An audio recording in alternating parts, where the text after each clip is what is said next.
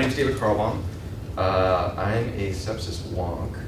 Can you see if I stand here? Can you see the slides? Okay. I'm a sepsis wonk, which is no spelled backwards. I know we're sepsis nerd.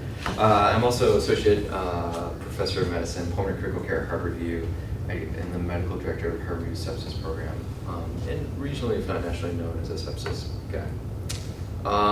And my passion in addition to sepsis is teaching firefighters how to become paramedics. So I teach them how to do your job and be intensivists in the streets. No one's paying me that I know of to talk about this, but I do have an intellectual bias that I do think early systematic identification and rapid treatment of sepsis saves lives. So let's just start a little bit of the case. 56-year-old woman, flank pain, diarrhea. Temperature is 35.3 from the random number generator, you know, the little scanning thing. Heart rate's 101, blood pressure is 76/62. Gets a liter normal saline because, well, you know, that's what they do. We'll come back to normal saline versus Albumin. And they send her to acute care. She kind of gets better, right? Her heart rate comes down, and then there's kind of no vital signs for a really long time because, well, you know, they had already signed her out to the floor team, and she's just waiting to go upstairs. And then all of a sudden her heart rate shoots up and her blood pressure is 76/45. So, is it septic shock? Is it sepsis? Does she need antibiotics? How much fluid should we give? What flavor of fluid? What's your blood pressure goal? All kind of things running through your head, right? So we'll kind of talk about that today. We're hoping to discuss evidence-based interventions shown to decrease sepsis mortality, explain the latest research on sepsis management. We're going to talk through some of the big trials. There's like 6 big trials that have come out in the last 2 years. Get you up to speed on that so you are knowledgeable. And then recognize, my goal is that you recognize what to do to decrease mortality at your house here. So we'll go through identification, antibiotics, quantitative resuscitation, both volume and type, and then we'll talk a little bit about some of the new upcoming measurements that you guys are going to be held to by CMS. So identification, right? I would argue the most important thing, if you can't find it, you can't treat it, right? Don't be a minimizer, look for it. Right? Are you guys adopting the critical care way of thinking? So primary care doctors think everyone will be fine. Intensivists think everyone's dying and it's their fault. Right? That's pretty much how it works. Trauma surgeon's the same. Everyone, except their time scale, you know, everyone's dying in the next 5 minutes and it's my fault. So, you know, take on that mindset because, right, we do a lot of stuff to prove why it's not something. So let's talk about what the heck is sepsis? Well, it's life-threatening organ dysfunction due to dysregulated host response due to an infection. So it's not just any infection, and this is then actually the newest definition, which is going to be released in October. And it kind of makes sense, right? So it's your body out of control giving you organ dysfunction. Current definition, I hope you know, is SIRS, right? Temperature high or low, we see more hypothermic sepsis, honestly. Tachycardia, tachypnea, or the need for the plastic pacifier known as endotracheal tube. White blood cell count that's high or low. Or more than 10% bands, but that doesn't work great. I mean, it works okay, but not great. So this is a great study. Australia and New Zealand have a wonderful collaborative critical care research group, the ANZAC group, and they looked at 110,000 patients with sepsis. 88% had SIRS positive sepsis, 12% no SIRS, but they had sepsis. And no surprise, the more SIRS criteria you have, the worse your mortality. That kind of makes sense, right? And you can see there were, you know, odds of death goes up, you know, 1.4 if you have 4 SIRS. So maybe there should be a new definition, and there is. It's coming. So it was supposed to be released in January, and it wasn't. It was fascinating. So at the SCCM meeting, they announced they were going to release it, small room, 80 seats, 100. There were almost 350 people in the room, and actually the fire marshal was taking people out of the room because there were too many. And they got up and they said, well, we're not going to release it. So there's a guy named Chris Seymour who trained here as a fellow, critical care fellow, who's a big data guy, and he's at Pitt now, and he looked at 150,000 patients. And he came up with this bedside variable, new 3, so 3 bedside variables in the first 24 hours. And you can see how the area under the curve is much better than SIRS in that group. And they were planning on releasing it, except now they didn't, because they want to test it in Daniel Washina's Michigan VA database, another 1 million patients, and in the Kaiser database from California, another 1 almost 2 million inpatient hospital stays. When they said they weren't going to release it, people threw things. 2 people were removed by security.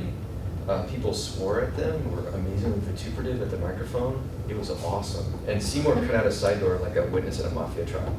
He was just gone. So what is it? How do you define the first 24 hours of? From, I think, hospital arrival. I think they didn't go into that very well, or I couldn't hear because of all the shouting. So what do you guys think? What's it going to be? This will be released. They promised at the European Society for Intensive Care Medicine, which is Berlin in October. Good conference to go to at Oktoberfest. So what do you think? Respiratory. Todd says respiratory. What do you think? I forgot your name. Beth. Beth, what do you think? I don't know. Yeah. So what do you look at when you say someone is septic? Heart rate. Okay, heart rate. High heart rate, I'd buy that. What else? I forgot your name too, I'm sorry. Heart rate count. High leukocytosis. Perfect. That's size variables though, like, right? So Yeah, so no labs, no actually. labs. You said respiratory rate? Yeah. Oh, no labs. No labs. Not tempered? I don't know, what do you guys think? No. No. Did you tell me something? Because I No. want you to do this. Math. What's that? I want you to do this. Jump? Be committed. Nick. Commit. Be a black man. Jump in the water. What do you think? So what do you think it is? It's TRISS part 2. Okay, I'll say blood pressure. Blood pressure, I like that. Okay, blood temperature, blood Respiratory, no, respiratory. respiratory rate, you changed? No, I meant. That was in the Respiratory right rate. I committed. I'll say blood 10. pressure. I'm not a But flip I have flopper. heart rate. All right, I like it. Okay. Anything else? Pulse pressure. No, shock index. Oh, Todd's thinking. I think it's going to be this. I think it's going to be altered mental status. Over and over and over, altered mental status comes up in septic patients. I think. I don't know. It's a hard one to measure though. Like, how do you code that? I don't know. I think respiratory rate, and I think shock index. This is tricky, right? So you got to know Seymour. He's a conniving, sort of Argyle-wearing redhead, right? You know, and as that, I won't say anything. Oh, you know what? I think I turned my microphone on. Sorry. Yeah. It was on. No, That's so I cool. turned it off. It's on now. Sorry. Oh. Hello and welcome, online viewers. Sorry about the audio challenges we've had. We're talking about the definition of sepsis. Yeah, right. So he's combining 2 things to be one. So it's really 4 variables, I think. And so I think shock index is going to be there. So we'll see. I don't know. I tried to ask Chris after he darted out. I shot out after him, and he was freaked and was like, "I can't talk to you about this." I'm like, "Dude, I'm just asking how your wife is, how your kid is. I'm out of here. I gotta leave." So we'll see. So stay tuned. This will change in October. So, and if you want to come watch it live, they usually broadcast live. It'll be pretty early, but you can come to my office at 4 a.m. We'll be watching it. Okay, so here's the challenge with identification, right? Everyone's sort of on acute care. You meet them out here. As time goes by, we want to find them kind of early, so we're going to buzz through this. So this is our solution that we're implementing at Harborview. You can use it here, but it's not going to warn you, unfortunately. So we use the computer for mundane work, right, which computers are good for. This is Todd's invention. And then the bedside nurses for medical judgment. And then the docs don't hear anything about it unless the nurse says, "I suspect an infection." So it works something like this. So ORCA is always screening for abnormal SIRS vital signs. And if it finds them, boop, it asks the bedside nurse, pops up a task, says, "Hey, do you suspect an infection, yes or no?" Gives the nurse some just-in-time teaching. Does your patient have a line? Do they have a wound? Do they have surgery last week? If they say no, it says, "Well, why not?" And depending on what they say, it turns it off for 8 hours at the shortest, or 24. Or if they say comfort care at 1.44 million hours, which should be long enough. And if the nurse says yes, and it pages the physician and prompts physician-nurse bedside conversation. This is going to change a little bit, and then that usually ends up that people get more IV fluids and a change in antibiotics, and then it turns off for 8 hours. This is going to change from this 2-part branching, hopefully in about a month, to a 3-part branch, which is if the patient's already being treated for infection, the doc will get an informational page. If they're not, if it's a new suspected infection, the doc will get paged to come to the bedside for what we're going to call the sepsis power hour. to do some stuff, and the nurses are going to be empowered to do a screening lactate before the doc gets there. So we'll see. Tried to sell some other stuff, but we're working on the fluids. We want the nurses to give 500 cc's of fluid LR before the doc gets there too. So the thought about the informational page is that they'll rethink their current therapy. Hopefully, yeah. Or be like, you know, okay, I just started antibiotics 2 hours ago. That's okay, sort of thing. And it was on the 6 hour. Exactly. Criteria, we use expanded criteria, so the SePSIS criteria, some blood pressure stuff, shock index. This is changing to 0.8 in about 2 months at the next version. Acidosis, lactic acidosis, and hypoxia, which we couldn't chart SATs because the nurses never chart dropping SATs. They just turn up the oxygen, so we just changed that criteria. And it looks something like this. This is in the QSD. So up next to CORS in ORCA, click on QSD, Quality Safety Dashboard, click on SePSIS Screen, and then I pulled up the UW this morning. It looks just like this. And it's nice because you can then hover over one of these and you can see why. So like you can pull up even, I think, your list. Maybe it'll help guide who you should round on first. That's how I use it. Or I see which of my ICU patients are the sickest. And if you want to know why, you click on that number. It shows you the history. So this person's sort of freshly SERSy. And then you can sort of look at some other stuff from there. It also comes through on the QSD screening if you print the ICU cores list. So under the fluid status, there's a QSD screening list for like head of the bed, VAP care, all that stuff. It's there, it'll say SERS. It shows their SERS score. It shows their MUSE score and their SERS score. And they'll also say if they've had a SERS screening. So it's helpful. And it's also under results reviewed, which is where you should always look for all your results. You guys don't use iView, right? If you use iView, switch. Everything in iView is in results reviewed, and you can graph. iView is clunky, to say the least. It's data entry. All right, so do you have your list? So this is the Gen Surge. Oh, you're using that one. Okay, I don't like that one, but that's okay. So people like the Gen Surge one because it prints ranges of vital signs. I use the ICU cores list. I'm not confident. There's a different shape box, but I'm not confident it's bigger. But the problem is it excludes a lot of the ICU safety stuff, so think about it.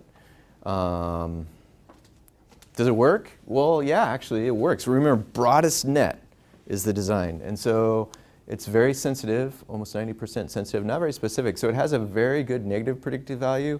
And who do we capture? This is the last time we looked last summer. Most of the patients are septic. Some have severe sepsis. About 15% had septic shock when they arrived. So they technically have a discharge diagnosis of septic shock, but they're not septic shock on the floor. They're just recovering. And only 3% had septic shock that we found in acute care. So I think it works. So think about screening. You guys are headed towards some sort of screening system. I think it's a proprietary one built into Cerner, is my understanding from regs, Drosophila. So who knows? Would that be acute and ICU? I have no idea. We don't have ICU screening right now. We're working on it. It's going to be different variables. So it's going to be platelet count, glucose requirement, glucose and insulin requirements, bilirubin and INR, I think. And creatinine and lactate, of course. So antibiotics, right? Probably the second most important thing. So you got to find it to treat it. Once you find it, you got to treat it. Antibiotics. Do you guys have a sense for what your mortality is if you get your antibiotics before you develop septic shock versus after? Twice as much, 3 times as much. That's 2 or 3 times? Yeah, it's almost 3 times as much, right? Nice paper done. If you get your antibiotics before you develop septic shock, your mortality is about 12% after. I guess it's twice, 24%. Kind of a no-brainer. And the timing matters, right? So this is delay in antibiotics, 1 hour, 2 hour, 3 hour, 4 hour, 5 hour, out to 36 hours, right? So this is like, This is sort of like triage nurse in the ED, or maybe awesome doctor who has to be in acute care. This is like when you guys meet the patient, hour 4, hour 5. This is maybe when like your attending meets the patient, hour 12. This is like when finally the culture is positive, right? And this scale, it goes up. By the way, this is logarithmic, right? Odds ratio of 10, odds ratio of 100. So for every delay, your survival goes up about your mortality, goes up about 8%. Every hour delay, septic shock patients. So it totally matters. Some of these might be fungal, right? Those are the people we really miss giving early antimicrobials to. And until recently, we didn't think it made a big difference in severe sepsis, but it does actually. So nice cohort of 18,000 patients, observational from the surviving sepsis database, adjusted for severity. Looks like it goes up, and after adjustment, it goes up about 2% per hour, so 1.8% per hour. So time matters even in severe sepsis. So I'll send you my slides as a PDF. If you want, you don't have to take notes, too many notes. I'll need them for the video recording. Sure. Thank you so much. Okay, so antibiotics are probably the most important thing, right? Speed is life. That's my motto for sepsis. Speed is life. Get antibiotics on board fast, right? And this is where antibiotic stewardship goes out the window because the person's dying. So just give them what suspected source you think, give them that. There are guidelines for that, hopefully for your hospital. I don't know if you guys have a sepsis pocket card or the sepsis order set. The pharmacist handed out those. Antibiogram, maybe. Yeah, we have another biogram. So something you guys should probably lobby your ICU pharmacist. But it's based on our stuff. But we have empiric antibiotics by our IT people. But you should probably talk to P squared and say, do we have a sepsis card? Like if I suspect this source, what antibiotics should I give? Because that's what we have both in the electronic orders and in a pocket card version. So you're like, pneumonia from a nursing home, pen allergic gets this. So. Those are the orange. Are they orange? They're green now. Are they? Yeah. Sorry, I didn't bring any. I didn't have them. I can get Roy's. Yeah. They may be slightly different for hair. I think you guys might have different Just as a template. bacteria. Yeah. So let's talk about quantitative resuscitation, right? This is the fun part. So y'all have been given volume forever, right? This is kind of what ICU doctors do, and this is what the medics do. So septic shock. So after your 30 mil per kilo initial bolus, are they still in shock, right? And early on, just give volume till it hurts, right? This is what I do.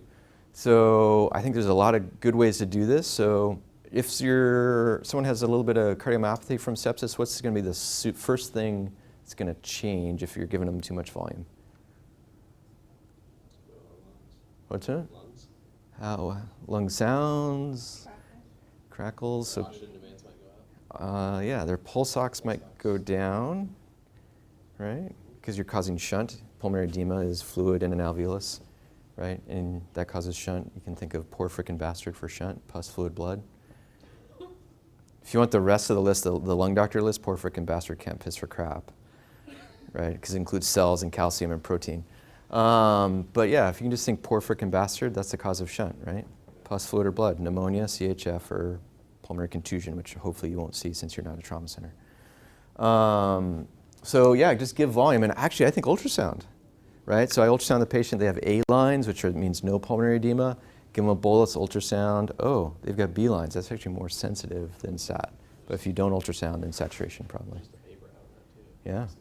So just give volume, right? And I sort of do it, do it in 30 mil aliquots. Okay, let's talk about some evidence about this. So we're going to talk about Process, Arise, and Promise, which are 3 studies of goal-directed therapy. We'll talk about SEPSISPAM, French study, TRISS, and ALBIOS. This is kind of cool. So 10 years ago, Manny Rivers, people in the ED got aggressive volume based on CVP, MAP, and SCVO2, central venous oxygen off a triple lumen. And a lot of people have been wondering if that's the right thing to do. And so 3 trials designed together so that all 3 can be combined. I haven't heard if they have been yet, but that the patient data can be combined so they can analyze them. 1 in the US, 1 in Australia, 1 in England. So let's talk about the US one. So protocolized care for early septic shock, randomized trial in 31 US academic emergency departments. Adult sepsis patients who are in shock after only a liter. That's not quite the definition, but that's fine. And in the first 12 hours of their ED visit, they exclude a lot of other diseases, which is fine. And they had 2 different care protocols. So here's traditional Manny Rivers, CVP, MAP, SVO2. Here's their standard care protocol, which was give volume, 2 IVs, give 500 to a liter at a time. If their blood pressure was less than 100 or their shock index was over 0.8 and they were not fluid overloaded, give more volume. They don't talk about how fluid replete or fluid overload were assessed. These were senior emergency physicians. So some people use ultrasounds. I have a friend who was doing critical care fellowship at the time in Stanford, and they expedited the people to the ICU, and they use ultrasound. Some people use clinical judgment. Makes me a little nervous that a young physician might have the same skills as these very senior physicians, so who knows. So they, over 5 years, screened 12,000 patients. They enrolled 1,300. They had about 5,000 to 8,000 patients, I can't remember, that were excluded for administrative reasons. I think that means the researchers weren't working. I'm not sure, it's a little odd. They timed randomization about 3 hours, and what randomization got you into one of the study arms was the study physician, the usual bedside nurse, and then a study coordinator to prompt you through the steps. Usual care, the third arm of the study, got you, could be the study physician, but no coordinator, right? So that, let's look at the results, and then you can think about how that's problematic. So if you look at fluid before, thankfully people didn't get a liter, they got about 2 liters before enrollment. The goal-directed therapy group got 2.8 in the first 6 hours. That standardized protocol got more, and then usual care got about 2.2. For 72 hours, standardized care, that got more. Central line was mandated in this arm, so most people got it. Most actually got it in these 2 arms too, probably for vasopressors. But much fewer SCVO2 catheters replaced. If you look at the fluid per hour in the first hour after randomization, that protocol-based standard therapy got a lot more. That was the shock index one. Protocol-based goal-directed therapy got less, and usual care got the least. Vasopressors were more often used in the 2 protocolized groups. Red cells more often used, and dobutamine more often used in the old Manny Rivers style goal-directed therapy. No surprise. How'd they do? No difference. Some criticisms of this study are that the same docs who were caring for the intervention arm were the docs for the usual care arm, and so treatment wasn't that different. And it wasn't. Or that maybe it's not the red cells and dobutamine that's the magic, maybe it's just the early aggressive fluid, and everyone got 2 liters before they got enrolled, and so that was good enough. I do think there's a couple implications. I like this study because it liberates us from having to put a central line in the ED, which is time consuming and could be a less than sterile line because it's such a crowded environment with so many people in and out of the care space. So if the patient has an elevated shock index or a low systolic blood pressure, just give them fluid. This is the give them fluid till it hurts. They also use isotonic fluid, just infusion, during these boluses? I don't know the plural. So it's sort of interesting to think about. So I think it liberates us a little bit to just be aggressive with fluid. So ARISE, Australian study, instead of 3 arms, just 2 arms, so usual care and goal-directed therapy. 51 hospitals. Think of much smaller hospitals, so a lot of critical access hospitals where they have a 3-bed ICU and a 5-bed ED. Each hospital didn't do that many. A few hospitals did a lot. Adult patients in shock got antibiotics. Again, got about 2.5 liters before. Didn't get that much volume after, which is very interesting, right? They got more, not much more, about 300 mils more, but less volume here. Vasopressors about the same, a little bit more in this group, more red cells and more dobutamine. Some of their physiology was the same, right? MAP was the same, CVP was the same, SATs were the same, SVO2 was only measured in the one group, and no difference. So maybe usual care is just as good. Interesting. So now if you pick up like a throwaway emergency medicine journal, it'll say, goal-directed therapy is dead, 2 studies. Third study, PROMISE, UK, 56 British hospitals that didn't routinely use goal-directed therapy, randomized about 1,200 patients. Again, shock, got antibiotics, makes sense. It's the ARISE study again. Less fluid and more fluid here, that's interesting. About the same vasopressors, a little bit more dobutamine. What do you guys think for the results? No difference. So, interesting.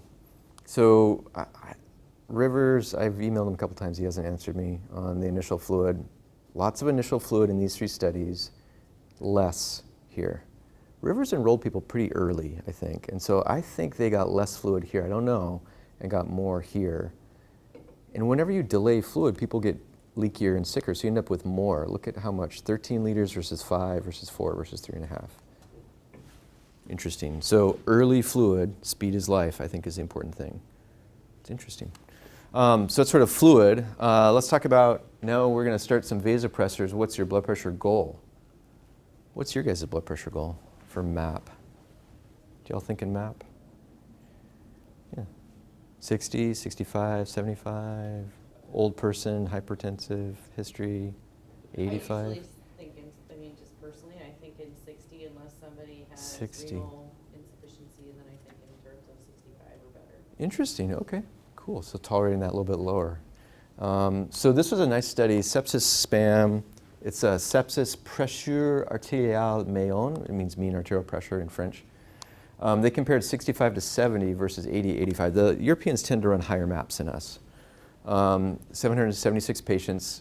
This is the plot of their mean blood pressure of each group. What do you notice about the 65 to 70 group?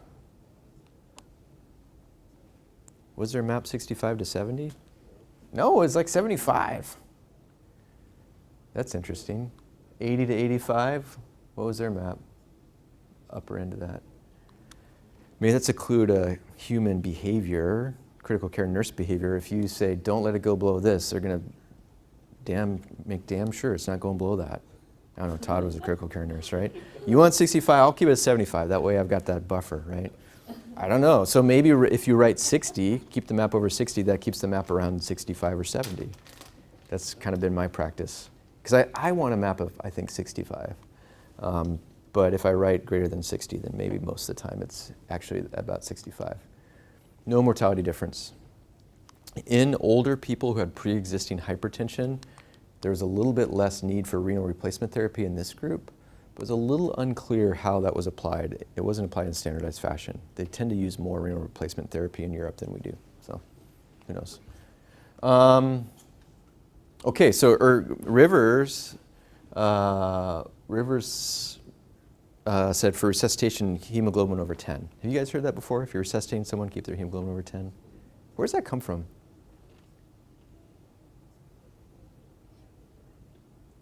So it comes from a dog animal study of traumatic shock done in Portland, Oregon by a guy named Donald Trunke in the early 60s. And that was the balance between oxygen delivery and viscosity. So that's kind of, if you give more, the blood's too thick. In shocked animals, it doesn't work. If you give less, you have less delivery. Never been studied in humans. We've been doing it since like 1965, but who knows?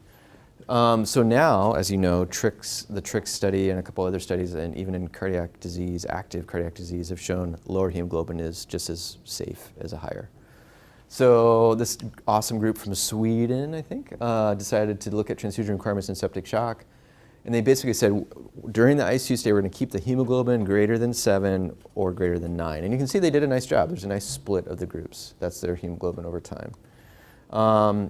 The group whose hemoglobin goal was greater than 9 got about 4 units of blood on, as a median, and half the group got about 1 unit of blood for the hemoglobin of 7. What do you think?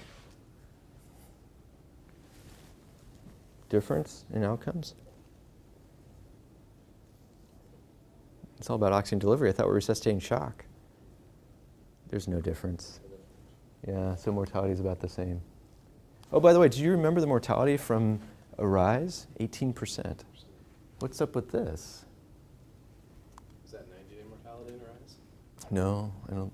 Oh, yes, I think it was. Can you go back one slide, Yeah. please? Can you explain, so for hemoglobin less than or equal to 7? Yeah, so this group, who we wanted to, if we transfuse them, if their hemoglobin was less than 7, they got a median of 1 unit of blood. Okay, got it. This group, to keep their hemoglobin, if we transfuse them, if their hemoglobin is less than or equal to 9, they got 4 units of blood. They got more blood. Got it. Yeah, I think it's because those ED studies are all comers early on. This, you got to be in the ICU, right? So a lot of those ED patients, you resuscitate them and they don't go to the ICU necessarily. So then doesn't this contradict the dog study? Yeah, dogs are out, man. Okay. So in dogs, I guess the hemoglobin's in dogs with traumatic hemorrhagic shock, hemoglobin of 10. although it wasn't based on outcomes, I don't think. It's just based on physiology. So in humans, 7. 7's the new 10. Right? So I always transfuse them to a hemoglobin of 7. Did they include cardiac patients? Yes. This was septic shock patients, but some of them had coronary disease. So yeah. The only time I don't do that is if I'm resuscitating someone who's exsanguinating, I'm not measuring the hemoglobin, right? I'm just treating them. So if you have someone that's bleeding to death, you don't measure, you don't have time to measure, you just give them massive transfusion protocol. If they have audible bleeding, right? You guys know what that is? See it. It's where you hear it dripping on the floor. It's bad. Okay, how about when? We talked a little bit about when you want to give fluids. And this is a really cool study. It's a little bit older. Oh, actually, this one's not pretty new. So looking at survivors and non-survivors from septic shock, survivors tended to get more fluid, not much more, but about 500 mils more in the first 3 hours. Interesting. They tend to get a little bit less in the next 3 hours. And the higher proportion of fluid in 3 hours had an odds ratio of 0.3 for mortality, right? So it really is truly a medical emergency. Get antibiotics on, get fluids on, right? And so that means 2 big IVs. If you can't put a central line in, if you can't put a central line in, put an IO in. IOs kind of suck for fluid, but if you put 2 in, you could probably get it going. Another interesting study, this is a little bit older data from 89 to 2007, so different era in sepsis care, but looked at when did we give fluids. And they did this is kind of cool. So they looked at, they broke it out into, did you get in the first hour high, medium, or low, in the 1 hour 1 to 6 high, medium, or low, and hour 6 to 24 high, medium, or low. So 9 cells, if you will, and then they looked at when the vasopressor was added. So it gives you a bunch of permutations, and the mortality ranged from 25 to 71% among all those groups. And the people that had the lowest mortality got high volume of fluids, about 2 liters in the first hour. That makes sense, about 30 mils per kilo, as quickly as possible, and they got about 3.7 liters in that first 6. Additional 3.7, so a total of 5.7 in the first 6 hours. And then backed off on the volume for the rest of that day. And the people that did best with vasopressors had their vasopressor started at hour 1 to 6. A little bit odd, right? Who gets their vasopressors in the first hour? People are totally dying, right? And so they're going to look sicker, probably. But it gives you a reminder that you got to give preload before you give some vasopressors. I'm going to skip this. Interesting newer data about delay in vasopressors. So this is septic shock patients, time to norepinephrine. So pretty flat mortality till after 2 hours, and it starts to go up. And so after 2 hours, every hour delay in starting the hypotensive patient on norepinephrine, their mortality goes up 5.3%, right? And so don't be afraid of norepi. Do you need a central line to have vasopressors? What do you guys think? It's ideal for someone. Is it? Wow. It'd be nice, I guess. Actually, you don't. I didn't put it in here. There's a really cool paper that just came out looking at giving peripheral vasopressors. I think it's like almost 500 patients for the first 2 days. They had very few complications. They had a strict protocol on it for extravasation. They had very few complications, and the patients did well. So you might be able to give them for a day. You have to talk to your medical director, right? Of course, it's a huge culture change, so it'll take probably like 3 years before you're able to do this. But give them peripherally for a day or two, and some patients won't need them after that. So maybe you can avoid central lines. It's very cool. So yeah, so fluid, vasopressors early. And then what flavor of fluid? Let's talk about that. What flavor of fluid do you guys use? I don't know, I haven't used anything here yet. Well, in general, what's your favorite? Normal saline, LR, colloid, normal saline. LR. Okay. So let's talk about normal saline for a second. What makes it normal? Concentration of sodium. Osmolality, right? Yeah. So the sodium's actually high, 154, but the Really total osmolality is normal. What's the pH of normal saline in the bag? Hang it up. Is it What do you think? Should be 7.3. 7 something? What do you think? You use normal saline? I've read it on the bag before, but I So it's can't remember. 4.5 to 5. Oh. Is totally No kidding. acidotic. Yeah. So I think balanced crystalloid, which is in general LR or plasmolite, is the better choice. So let me show you some observational data. So observational data, so not perfect, but patients in septic shock, and they looked at the percent of their total fluid that was received as balanced fluid versus their mortality, right? So if you got most of your fluids as balanced, your mortality was much lower, not much, 3% lower, and it's a pretty nice dose response curve, right? Huh, that's interesting. So maybe balanced crystalloid LR is better. So I would argue LR, right? What about hyperkalemia and LR? Have you guys thought about that? Patient's K is 8. You wouldn't want to use LR Why not? because it has K in it. What concentration? Not really. So it's 4. So you're right, it has potassium, but the concentration is 4. So what happens if you gave a liter of potassium with a concentration of 4 to someone whose potassium was 8? Nothing, or it'd go down just a little bit, right? Because you're giving fluid. What happens if you give a liter of saline to someone with hyperkalemia and they become a little more acidemic? Yeah, right? More potassium will leave cells, right? Hydrogen will go into cells, potassium will come out, their K actually goes up. Crazy. Why is that? I didn't get that. So when in acidemia, hydrogen goes into cells to be buffered, and the cell has to kick out a positive ion, it kicks out potassium. So your total body potassium could be, think of DKA, right? Your total body potassium depleted, but your K is actually high because you're acidemic. You know, your pH is 6.8, you know, you're 20 and you're acidotic. So LR actually makes your K go up. I'm sorry, normal saline makes your, LR makes your K go down. Normal saline makes it go up. Yeah. Yeah, that's awesome, isn't it? Very cool. So use LR. If you have to give blood, can you use LR with blood? No. We say not to. So you have to use plasmolite. Oh. Yeah, which is another. The osmolality of LR is a little bit hypotonic. So the only people I use saline in now are brain injured patients, and I tend to use 2 or 3% now. So otherwise use that. What about albumin?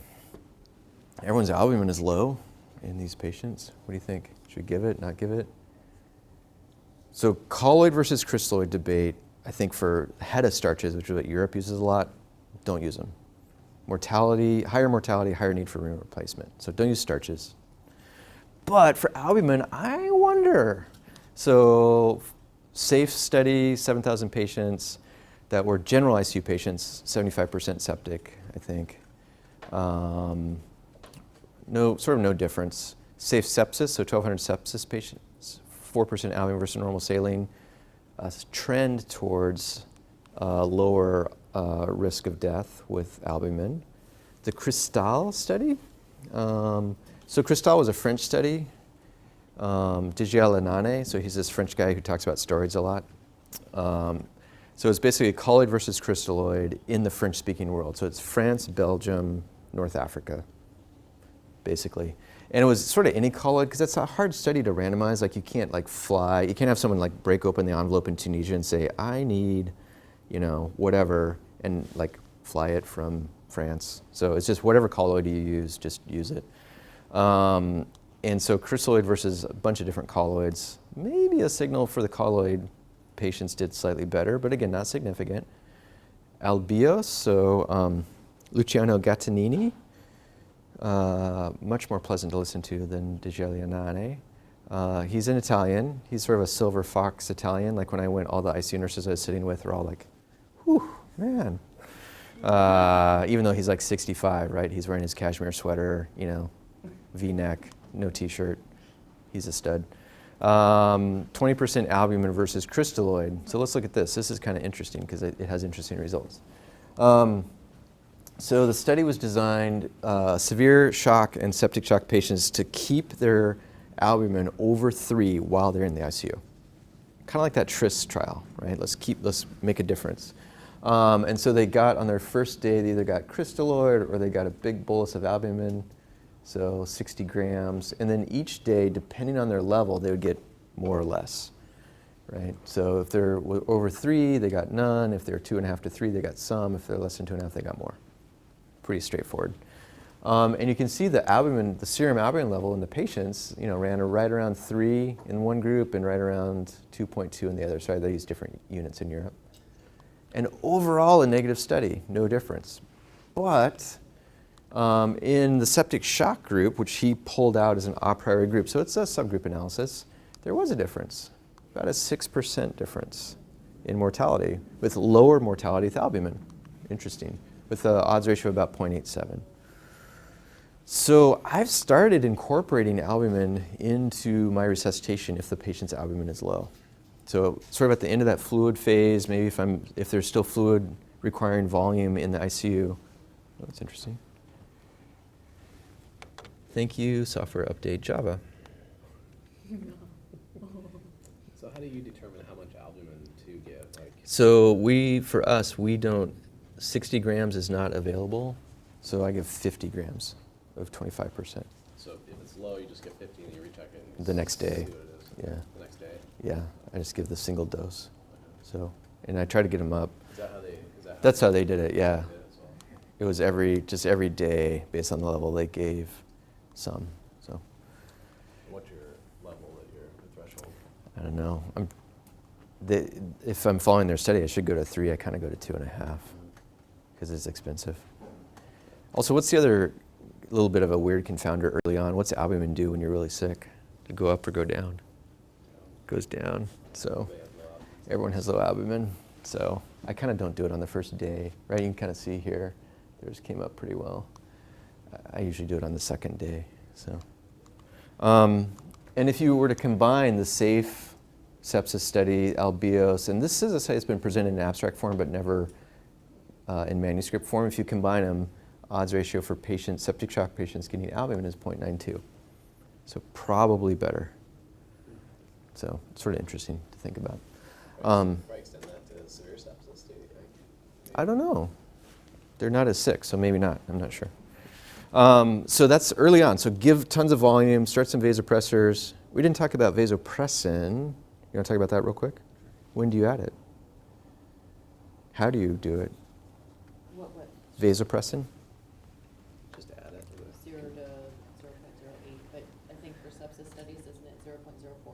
Yeah, so 0.03 or 0.04 fixed dose. And when do you add it?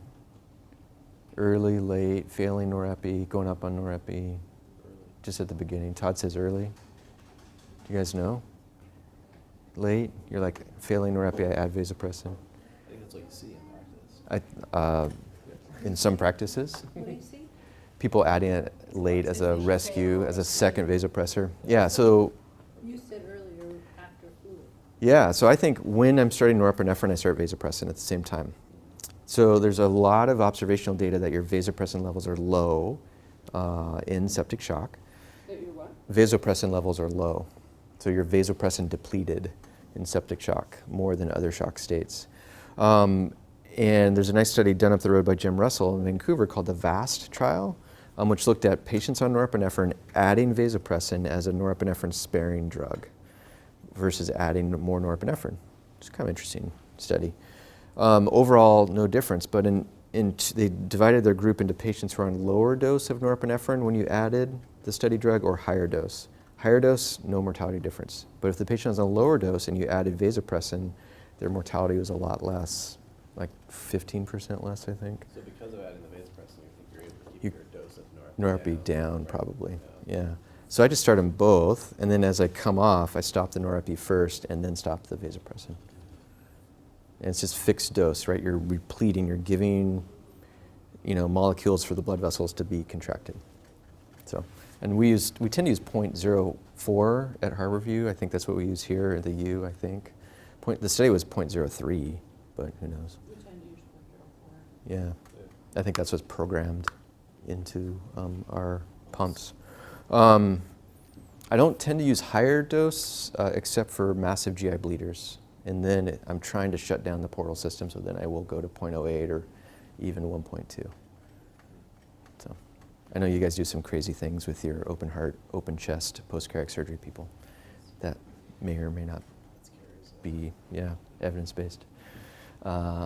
So second phase now, so we gave all this fluid, now they're fluid replete, maybe they're getting some B lines on their ultrasound, I think they're gonna have a little pulmonary edema, so I don't wanna give more fluid, but now I need to think about, what if they do need some more fluid? I got them on vasopressors, maybe their blood pressure is getting worse. So now in that second phase, start to think, give fluid if they need it, right? First phase is give fluid till it hurts. Now, let's make sure they need it, right? So use some sort of dynamic assessment of fluid responsiveness, right?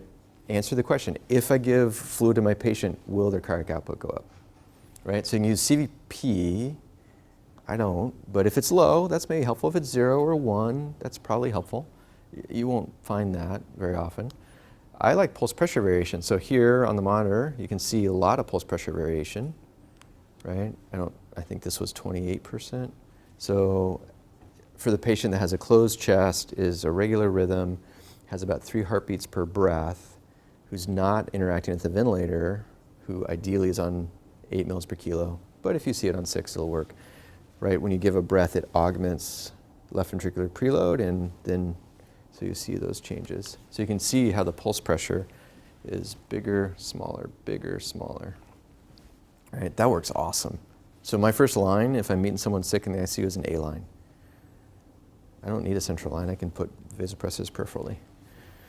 Passive leg raise, so you can use pulse pressure and look at change in pulse pressure when you put the legs up. What happens when you put the legs up? How does that work? Yeah, right. So we call that orthopnea in our heart failure patients. But in our sepsis patients, we call it a passive leg raise. So you have a head up and then put their legs up, gives them about 300 mLs of blood. And you can sort of see what happens. So you can either look at their pulse pressure, or if they're not overbreathing the ventilator, look at their end-tidal CO2. Their end-tidal CO2, if it goes up by 5%, they're fluid responsive. Very cool, right? Because you have better VQ matching if you have better perfusion. I don't know, I don't work here. Jerry, we don't do continuous end-tidal CO2 On vented patients? on the floor, do No. we? Yeah. We have like 2 of them in the talked about entire that. hospital, and they're usually up in rehab. Mm. We try to get them as soon as, when we can. Yeah. So that's another way to measure passive leg raise. You can use some sort of non-invasive device. So we're trialing a few at Harvey right now. I like personally, there's a device that uses bioreactants. It puts energy through your chest and measures your cardiac output. Very cool. It worked awesome when we trialed it. Cheetah, it's the Cheetah device. You can, if you're ultrasound, you can measure the IVC and see if the patient's on the ventilator, if it distends with the breath, or if they're not on the ventilator, if they can suck it flat. That's a real nice, easy, straightforward test, or you can just use shock index. Use something to measure fluid responsiveness. Or if you're advanced echo, right, you can actually measure the cardiac output. Right, so you can measure the diameter of the aortic outflow tract. You can measure in the 5-chamber view the volume time integral through the valve, and now you've got stroke volume times heart rate, cardiac output. It's pretty straightforward. Or maybe your echo techs will do it for you if you want. So just ask for cardiac output by VTI, and they'll be able to do it for you. But you can learn how to do it. It's easy. So this is kind of how I do it. Right, this quantitative resuscitation. So give antibiotics first, most important thing. If you don't give antibiotics, none of this matters. In the first hour, 30 to 60 mils per kilo, as long as they're not fluid overloaded. Probably in 30 mil per kilo bolus. So 2 liters, and then another 2 liters. Second hour, add norepinephrine vaso. Third hour, start seeing if they're fluid responsive. If they are, give them more volume. Right? Think about albumin, and think about LV dysfunction. How would you figure out LV dysfunction? What are some subtle clues? It could be low perfusion, so look for coldness. Yeah, so physical exam, nice. Yeah. So instead of being warm septic patients, they're cold septic patients. So physical exam, pulse pressure, think about looking at their neck veins if they look like heart failure. These are the people that you give a fluid bolus to and their heart rate doesn't change. heart rate's 140, you give volume, heart rate's 140. Give more volume, heart rate's 140. Give more volume, heart rate's 140. You're like, wow, what's up with this? So think about LV dysfunction. And then how are you going to treat that? Inotropes, sure. Yeah, so dobutamine, I think, is the easiest. You could switch to epinephrine, but I think it's cleaner, personally, to add dobutamine. Go up on your dobutamine and come down on your norepinephrine. So, and how are you going to follow that? You're perfusing that person really well.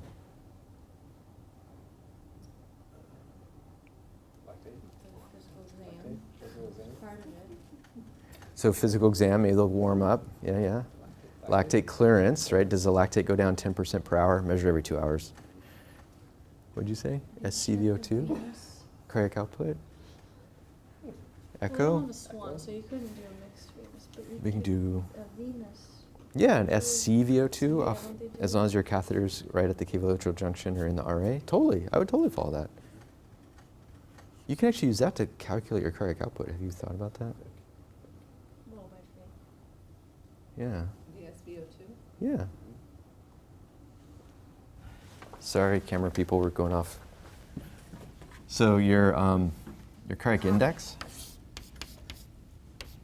your VO2 indexed is about 140.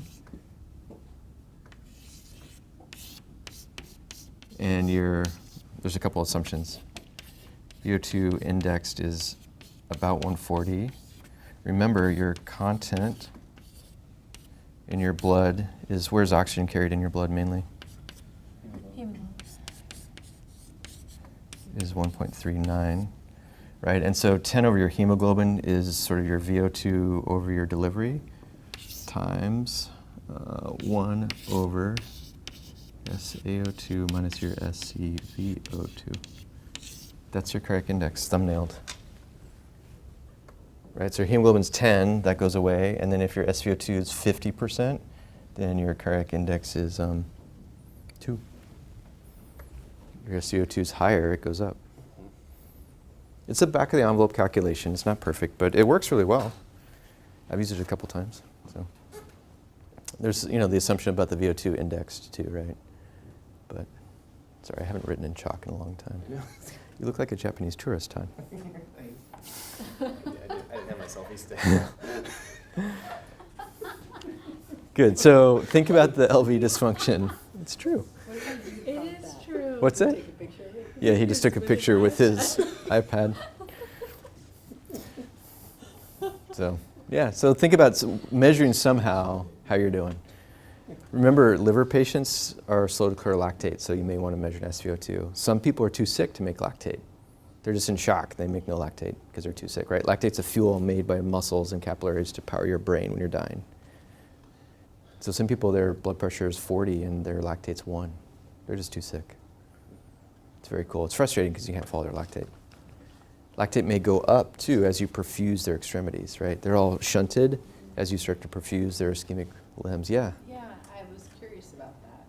Yeah. So lactate may rise early on in resuscitation as you start to perfuse people better. And then it'll come How high down. have you seen it? 12, 14, 15. You probably see that after people come off like bypass or. Yeah, I think a little bit too. Yeah. Yeah, I worry about ischemic bowel when that's happening, but yeah. I had someone this last week in the ICU whose lactate started at 2, rose in the first 12 hours of resuscitation up to 15, and then came down. Remarkably anxiety provoking. But, and he's a DNR, DNI, so it's like, and my residents had given him too much fluid. Sigh. So we added more dobutamine to come down. It worked great. So this is basically how I resuscitate sepsis patients. You can resuscitate almost any shock patient this way, right? Just give antibiotics to whatever, right? If it's hemorrhagic shock, this changes to hemorrhage control, right? Have a surgeon stop the hemorrhage, or IR. If it's cardiac, this changes to like PCI/mechanical assist device, but just give preload until they can't tolerate it, give them a blood pressure, give them more preload if they need it, and think about if their heart's working. Works really well. So let's spend just a couple minutes talking about sepsis as a core measure, and then we'll get you guys out of here.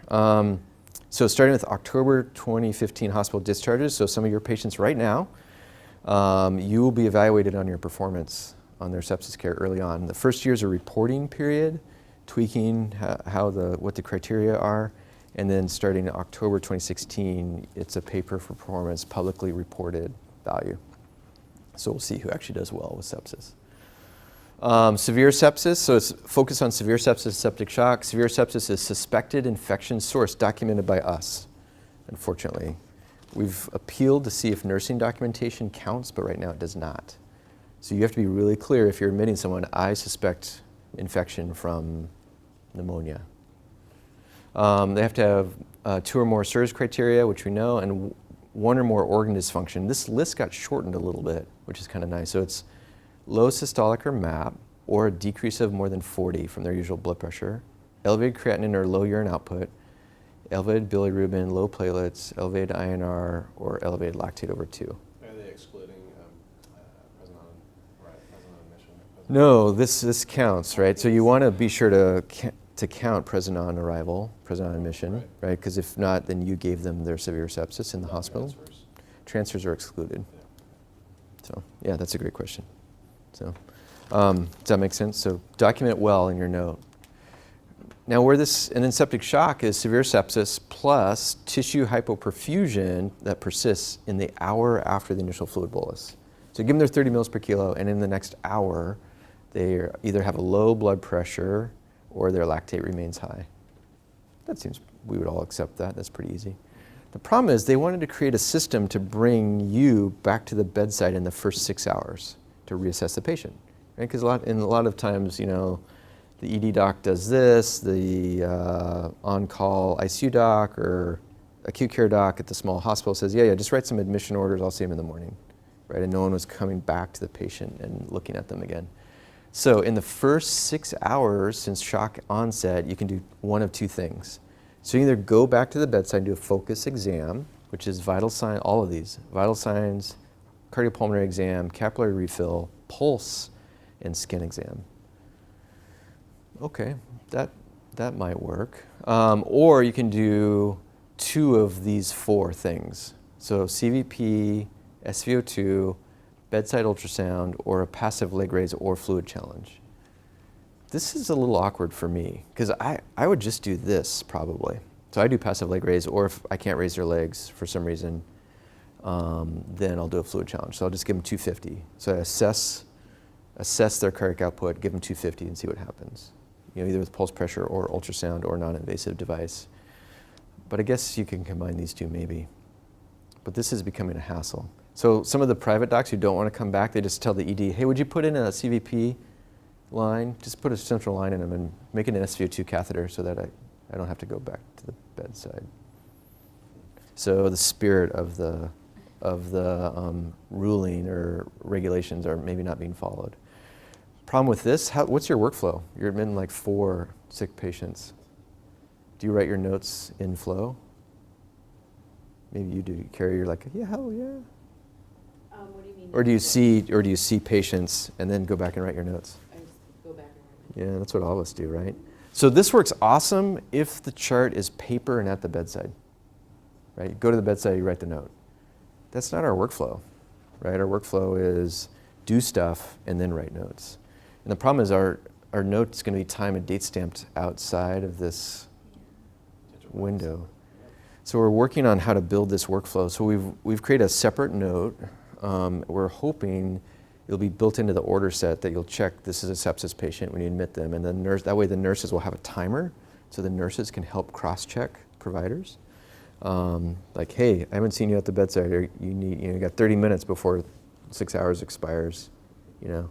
By the way, the other thing is the passive leg raise. You have to be there when they do it. It's a little bit annoying too, right? I'm deaf, seeing someone else, so I trust my nurses. I don't need to be there to do math, but they want you there. So hopefully that'll work, and then hopefully it'll provide this timer, and it'll be just a freestanding separate note, so it'll be easy. Yeah, we're working on changing this. We got some medicine residents helping us with workflow stuff, so we'll see. It's pretty straightforward. So in general, speed is life. So look for sepsis, right, and quantify its severity, give the antibiotics, give balanced volume, give them early vasopressors, look for cardiomyopathy, and then diurese them as soon as possible. We didn't really talk about that because I didn't think we'd have time, but it's like the tide in Alaska, right, where the tides are 20 feet. Give them all the volume you can that they need, that they'll tolerate. Give them more even if they're fluid responsive. And then day 2, day 3, 12 hours after they're off of vasopressors usually, start getting rid of all the volume. Diurese them aggressively, right? Because if you leave the hospital with a net, if you leave the ICU with a net positive fluid balance, you have less mobility and higher mortality. And you tend to go to a nursing home more than go home. That data is not published yet, but Christine Mitchell, one of the fellows, is working on it, along with Terry Huff at Harvard U.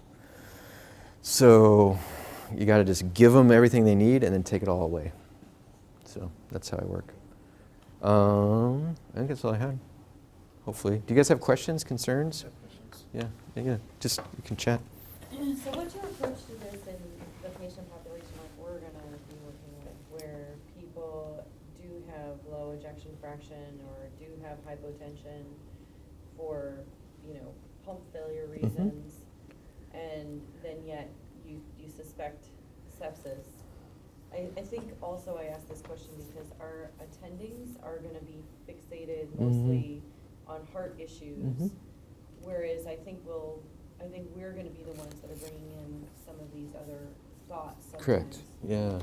I think what's that? Or who are already volume overloaded. Yeah, Right. and who are already volume. Yeah. So I think two things. So one, I think you may, in those patients, say right from the very beginning, okay, fluid could be harmful, so let me check if they're fluid responsive, instead of just giving a bolus. Or if you're going to give a bolus, I'd give it in smaller aliquots, like 500 at a time. 500, pause, ultrasound the lung, look at their SAT, 500, pause. But I think in our experience of collecting data about septic shock patients, there's 2 patients that do exceedingly poorly because they don't get early fluid because everyone's nervous, and that's renal failure patients and heart failure patients. So they come in, they're in shock from sepsis, they have a clear pneumonia, and everyone's like, well, they have heart failure, so let's still only give them 500. They do really poorly, and so just tank them up with preload as appropriate. And so I would use some sort of assessment of fluid responsiveness. Oh, wow. Yeah. What for? I missed that. He said most patients have PA catheters. Uh-huh. It's this kind of antiquated technology that used to be used in the 90s to assess heart versus vasodilation reasons. We have a lot of fans of PA catheters. Okay. The evidence would suggest that they're no better and perhaps worse. But if you are going to use them, they would possibly gain But they could help you. in the mix picture. Yeah, so then you could probably give a fluid bolus, do something dynamic. So either do a passive leg raise or do a small fluid bolus like a 250 and see, Watch your SVO2. see what happens to your SVO2. You could look at your stroke volume index, right? See if your stroke volume index goes up. See if your cardiac index, you're measuring cardiac index. That's the gold standard. See if your cardiac index goes up. And probably a change of 12 or 15%, I would say, okay, that fluid was good. I'm going to give more fluid, right? Swan doesn't do this. The non-invasive devices will actually graph where you are on the Starling curve, right? This cheetah device that uses bioreactants. It says, okay, you're on the steep part. You gave fluid. Look what happened. Give more fluid. So it's very cool. Yeah, we trialed it for a week. It was great. We're trialing the Edwards flow track and ClearSight. It's like a finger blood pressure cuff. I'm not impressed. Didn't work. So does cheetah have limitations on body size? Yeah, and it's just 4 stickers that you put on the patient. It's awesome. So yeah, I think be cautious, be nervous, but still get their preload up a little bit. And then you may need to move more towards dobutamine earlier in those patients. So, yeah. And then you had corollary. If they're already volume Oh, so I think be careful about total body volume versus intravascular volume. So uncouple those 2 in your brain, because you're right, people are total body, they're edematous, they got 3+ edema. We don't see 4+ that often, right? And then yet they're intravascular volume depleted. So kind of uncouple those concepts. It's hard. Yeah, and the low albumin people are leaky.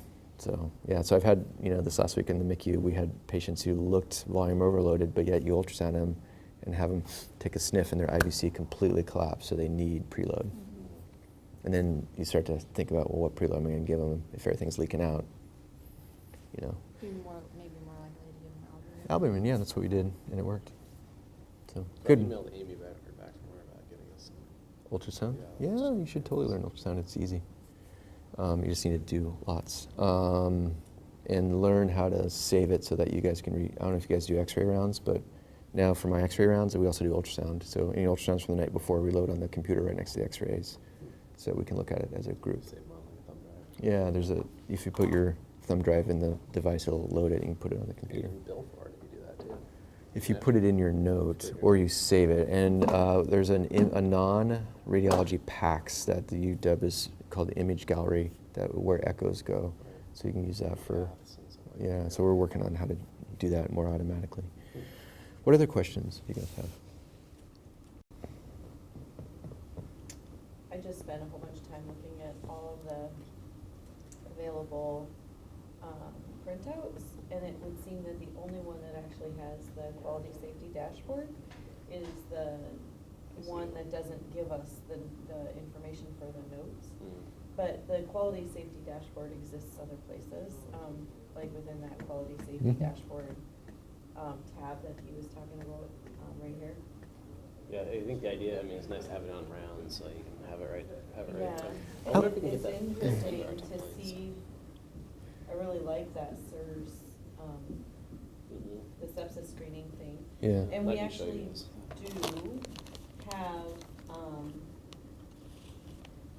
do have an order set for early goal-directed therapy for sepsis in the ICU. Oh, really? Yeah, so that's. And does that have Is that your? what you made? Huh? It probably is adapted. Does that have the antibiogram? Does it have a pizza box by source? Or sorry, a It's sub got- phase?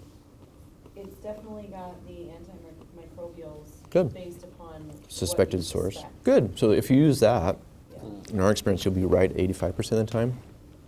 If you wing it and guess, at least when residents did it at Harvard, they were right 52% of the time. So I'd recommend using that. And you don't have to use all the components of that. Like I think that talks about SCO2 monitoring and stuff, you can uncheck those parts. We'll have them. So, yeah. Yeah. But it has the empiric antibiotics. And those will be customized by Paul Pottinger for here a little bit. Cool. Good. Thank you very much. Yeah, you're welcome.